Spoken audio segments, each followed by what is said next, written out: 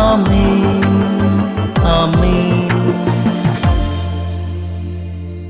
യേശുവിൻ്റെ ഏറ്റവും പ്രിയമുള്ള കുഞ്ഞെ, ഗലാത്യ 5:26, നാം പരസ്പരം പ്രകോപിപ്പിക്കുന്നവരും അസൂയപ്പെടുന്നവരും വ്യർത്ഥാഭിമാനികളും ആകാതിരിക്കട്ടെ. ചെറിയ 3 വാക്കുകൾക്കകത്ത് നമ്മുടെ ജീവിത പ്രപഞ്ചം മുഴുവനുണ്ട്. ജീവിതത്തിൻ്റെ ഏറ്റവും വലിയൊരു പ്രശ്നം നമ്മളായിക്കൊണ്ടൊരു പക്ഷേ അനേകരെ കുത്തി പൊക്കി പ്രകോപിപ്പിക്കാറുണ്ട്.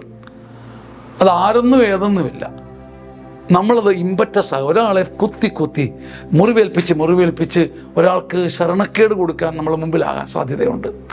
പരസ്പരം പ്രകോപിപ്പിച്ച് കുത്തി ഒരു പക്ഷേ സാധുവായ ഒരു ജോലിക്കാരനെ ആയിരിക്കാം, ഒരു കടക്കാരനെ ആയിരിക്കാം, ഒരു സഹചാരിയായിരിക്കാം. നാം പരസ്പരം പ്രകോപിപ്പിക്കുക, കുത്തി പ്രശ്നം പൊക്കി ഒരാളുടെ മനസ്സിൻ്റെ നന്മ നഷ്ടപ്പെടുത്തി കളയരുത്.